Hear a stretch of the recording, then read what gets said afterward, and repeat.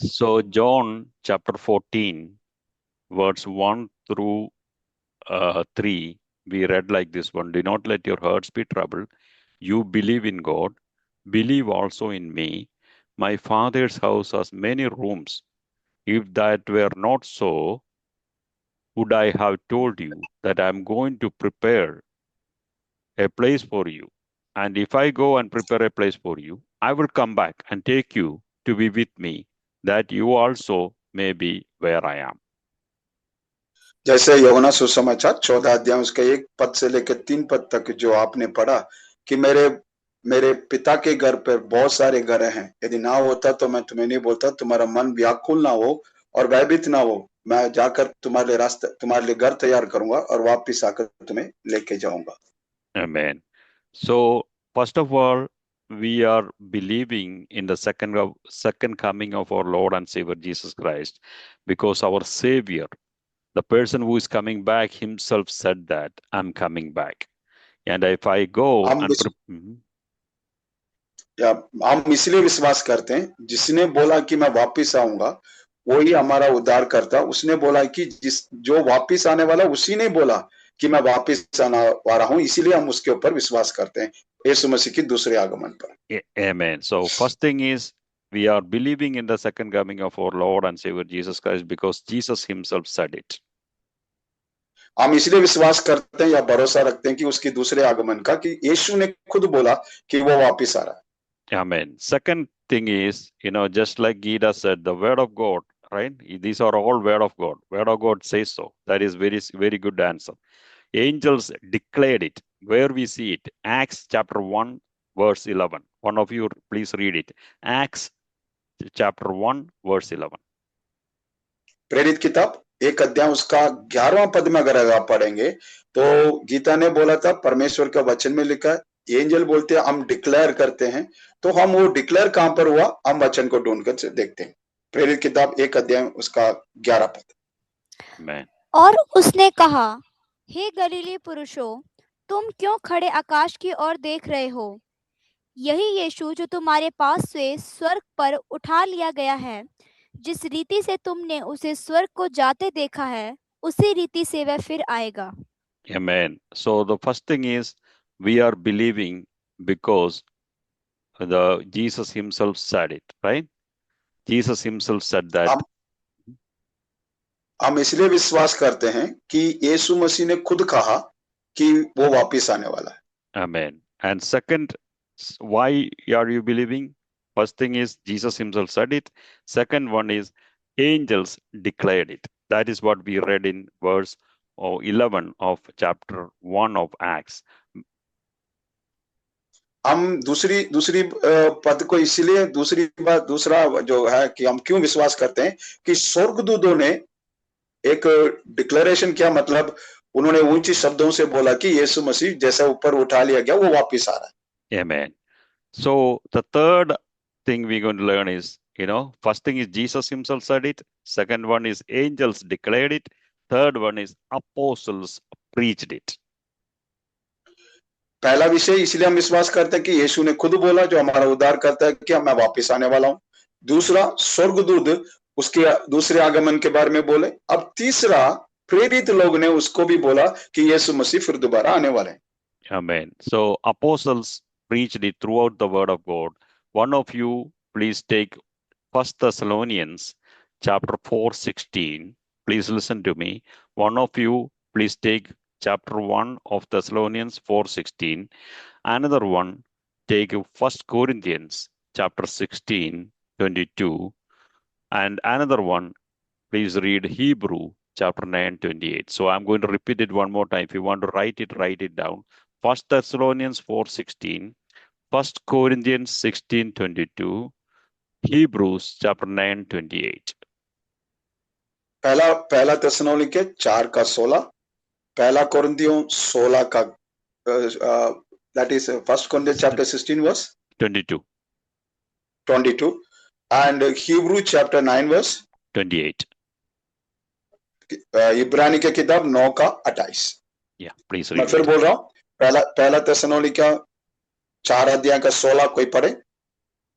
फिर पहला कुरिन्थियों 16 का 22 कोई पढ़े और हिब्रू चैप्टर 9 का 28 कोई पढ़े, जल्दी से पढ़िएगा। पहला थिस्सलुनीकियों 4 का 16। क्योंकि प्रभु आप ही स्वर्ग से उतरेगा, उस समय ललकार और प्रधान दूत का शब्द सुनाई देगा और परमेश्वर की तुरही फूंकी जाएगी और जो मसीह में मरे हैं वे पहले जी उठेंगे। So we are पहला talking about पहला apostles. कुरिन्थियों Go ahead, please. या पहला कुरिन्थियों बेटा 16 अध्याय उसका 22 पर। पहला कुरिन्थियों 16 का 22। यदि कोई प्रभु से प्रेम न रखे तो वे श्रापित हो। हे हमारे प्रभु आ। Amen. And Go. Hebrew chapter 9 verse 28. Okay, you go on, Pastor Ji. We can read it No, next no, no. time. You're good. You're good. Go ahead. Yeah, okay. Hebrew chapter 9 verse 28. इब्रानी की किताब 9 का 28। Maybe you can वैसे read he Masih 27 and की 28. 27 and 28. और जैसे मनुष्य के लिए एक बार मरना और उसके बाद न्याय होना नियुक्त है, वैसे ही मसीह भी बहुतों के पापों को उठा लेने के लिए एक बार बलिदान हुआ, और जो लोग उसकी बाट जोते हैं उनके उद्धार के लिए दूसरी बार बिना पाप उठाए हुए दिखाई देगा। Amen. So let me ask you this again. Why are you believing in the second coming of our Lord and Savior Jesus Christ? I said मैं three फिर से things. आपसे पूछना चाहता हूँ, क्यों विश्वास करते हो कि यीशु मसीह फिर दोबारा आने वाले हैं? मैंने आपसे 3 विषय को रखा आपके बीच में। Yeah, you can unmute and say. आप जैसे पास्टर जी आपको सिखा रहे हैं, 3 विषय था जो हम क्यों विश्वास करें। मैं बोल लेता हूँ हिंदी में आपको। पहला विषय था कि यीशु ने खुद बोला कि मैं वापस आ रहा हूं। दूसरा विषय, स्वर्गदूतों ने डिक्लेयर किया कि वो वापस आ रहा है। फिर प्रेरितों ने पूरी बाइबल, उनका जो पत्रियां हैं उसमें उन्होंने ये लिखा यीशु मसीह फिर दोबारा आ रहे। इसलिए मैं विश्वास करता हूं कि यीशु मसीह फिर दोबारा आने वाला है। So Brother Charles already answered it. So I want you to answer it. Maybe next time, okay? So Lord Jesus himself said it. Angels declared it. And it was a common teaching in the beginning, right? That's what we see throughout the Bible. It was a common teaching. That's why we believe in the second coming of our Lord and Savior Jesus Christ. Now, इसको आप लिख लीजिएगा। Just minute पास। Okay, इसको आप लिख लीजिएगा। यीशु मसीह का दूसरे आगमन के बारे में हम इसलिए विश्वास करते हैं कि यीशु ने खुद बोला मैं आऊंगा। फिर स्वर्गदूतों ने प्रचार किया कि वो फिर दोबारा आने वाला है। और नया नियम के जितने भी पत्रियां हैं या प्रेरित किताब से लेकर जितने भी पत्रियां हैं, वहां पर यीशु मसीह का आगमन के बारे में शुरुआती कलीसिया ने उसको मेन उद्देश्य रखकर उन्होंने प्रचार किया। जी pastor. Amen. So first thing we learned is, why are you believing in the second coming of our Lord and Savior Jesus Christ? You already answered it. The second item we're going to learn is signs of his coming. What are the signs? If you look around the world, what are the signs of his coming? हमने पहली सवाल को हमने आज सीखा कि यीशु मसीह का दूसरे आगमन पर हम क्यों विश्वास करते हैं। अब दूसरा सवाल यह कि हम उसकी दूसरे आगमन का चिन्ह को हम कैसे पहचाने कि वो आ रहा है। Amen. So the चिन्ह को हम कैसे पहचाने कि उसकी दूसरे आगमन का। Yes, the most important thing is, if you look at the Israel, the nation of Israel, that itself is the biggest sign you can see around for the second coming of our Lord and Savior Jesus Christ. Okay, the reason why I'm saying is you need to read Ezekiel chapter 36, 24 and 28. Ezekiel chapter 36, 24 and 28. हम यीशु मसीह की दूसरे आगमन का सबसे बड़ा चिन्ह अगर हम कहें या हम समझे तो इजराइल है। जो इजराइल में जो हो रहा है, तो आप कृपा कर यजेकिएल की किताब, जो भविष्यवक्ताओं की किताब है, उसका 36 अध्याय उसका 24 और 25 पढ़ेंगे। Am I right pastor? 24 and 28. 24 and 28 बेटा, 24 और 28। मैं तुमको जातियों में से ले लूंगा और देशों में से इकट्ठा करूंगा और तुमको तुम्हारे निज देश में पहुंचा दूंगा। 28वां पद। हाँ, तुम उस देश में बसोगे जो मैंने तुम्हारे पितरों को दिया था, और तुम मेरी प्रजा ठहरोगे और मैं तुम्हारा परमेश्वर ठहरूंगा। Amen. So what you see here is, I will take you out of the nations. I will gather you from all the countries and bring you back into your own land. Then you will live in the land I gave your ancestors. You will be my people, and I will be your God. So, मैं do you या think this prophecy is already fulfilled? ये भविष्यवाणी जो हुई है, क्या आप जानते हैं ये पूरा हुआ है? जैसे 24 में लिखा कि मैं अन्य जाति से तुमको बुला के लेकर आऊंगा और तेरे देश में मैं तेरे को स्थापित करूंगा और तू अपने देश में रहेगा। Amen. How many of you know the history of Israel? कितने लोग इजराइल के इतिहास को जानते हैं? So Israel was formed, you know, in the New Old Testament we can see, right? From Genesis onwards we can see about Israel.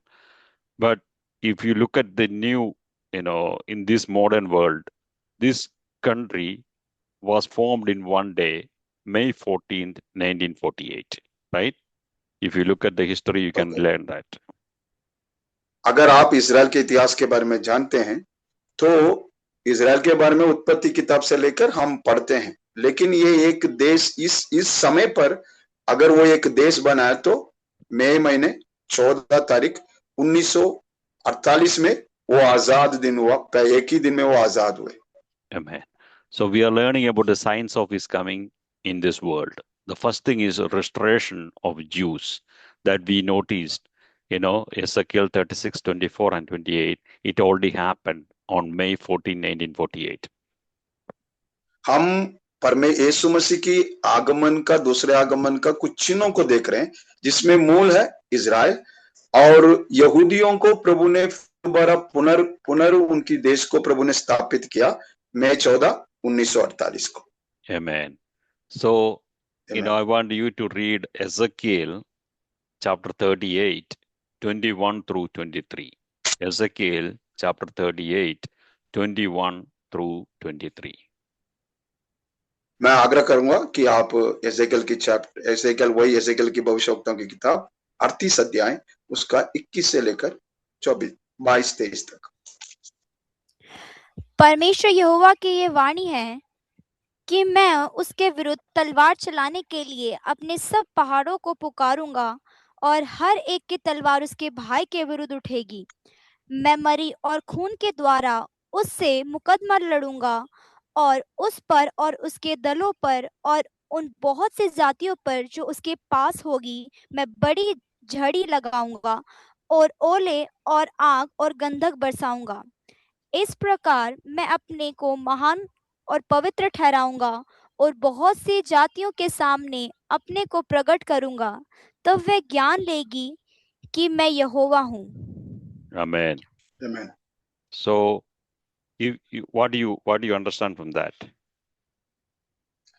आप इस वचन से क्या समझे? कुछ समझ में आया ये वचन जब पढ़े आप? So it's talking about Russia, right? It's talking about, ये रूस के बारे में बोल रहे हैं।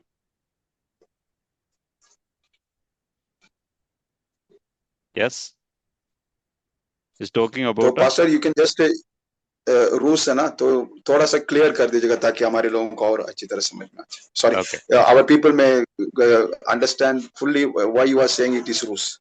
Yeah, so I will summon a sword against Gog on all my mountains, declares the sovereign Lord.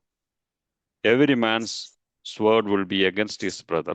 I will execute judgment on him. Gog, right? It's saying Gog, right? Judgment on him with plague and bloodshed. I will pour down torrents of rain, hailstones, and burning sulfur on him and on his troops and on the many nations. ठीक है, यहाँ पर okay, यहाँ पर Gog कर कर जो शब्द लिखा गया है ना, 38 अध्याय पर अगर शुरुआत में पढ़ेंगे, वो हाबी का रशिया के बारे में वचन बताता है कि परमेश्वर के कोप उनके विरोध में रहेगा, उनके ऊपर परमेश्वर के दंड आएंगे। या pastor, now you can carry on. Now I am giving you a homework for next week. Okay, you go मैं ahead आप and लोगों के लिए एक go ahead and locate in the map, in the world map, where Israel is. You have to come back with just to give me a sketch, right, where the Israel is located, and draw a line to the north. You will end up where? In Russia, right? You need to demonstrate that next time, okay, when you come back. जब आप वापस आएंगे तो आपको geography का काम करना पड़ेगा। आप अपना मैप ले लीजिएगा, उसमें से अगर आप इजराइल से अगर ऊपर की ओर अगर मार्क करेंगे तो आपको गोग या मान लें मास्को आपको मिलेगा। सीधा ऊपर करेंगे तो नॉर्थ आपको मिलेगा। Yeah, amen. So first thing is restoration of Jews. The second thing is the Russia. The Russia was not a big country like in Ezekiel's time, right? But it is already prophesied. They are coming against it. Israel. Yep. तो आप जानते हैं कि Israel एक चिन्ह है, यीशु मसीह का दूसरा आगमन। लेकिन रशिया के बारे में भविष्यवाणी हुई है कि वो अंत के दिनों में इजराइल के विरोध में आएगा। Amen. So, you can see a lot of signs in this world. First thing we learned is what? Restoration of Jews. Second thing is Russia. Then look at the European Union, right? It was not nothing was there, right? Before in Daniel's days and Revelation when it was written, European Union was not there.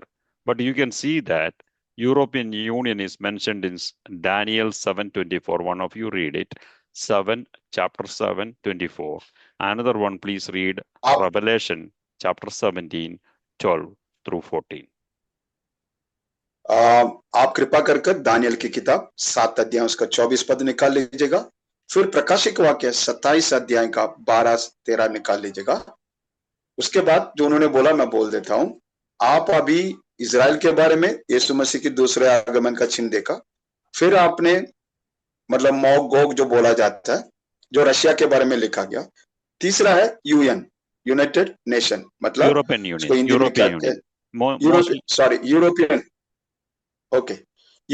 Union जो 10 country का जो European union है, उसके बारे में आपको वचन में अभी पढ़ेंगे तो आपको पता चल जाएगा। दानियल की किताब 7 का 24 पढ़ बेटा।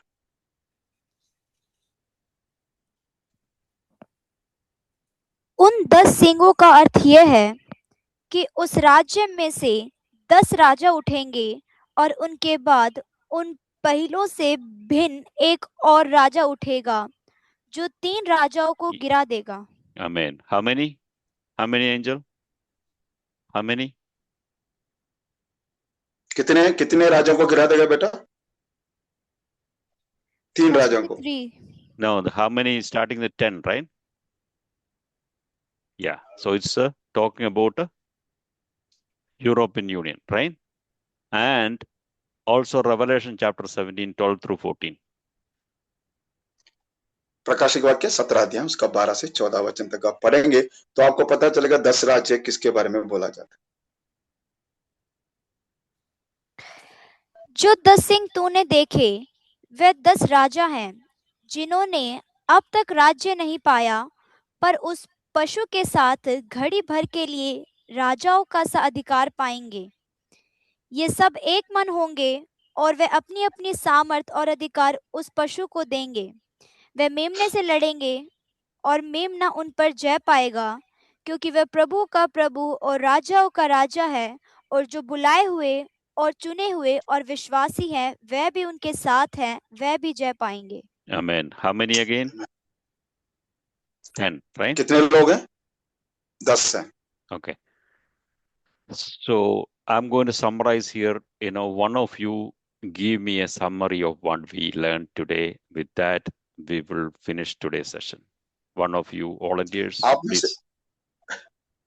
आप में से कोई एक जन आज जो सीखा आपने, आप कोई माइक खोलकर आप बता सकते हैं कि आपने क्या सीखा।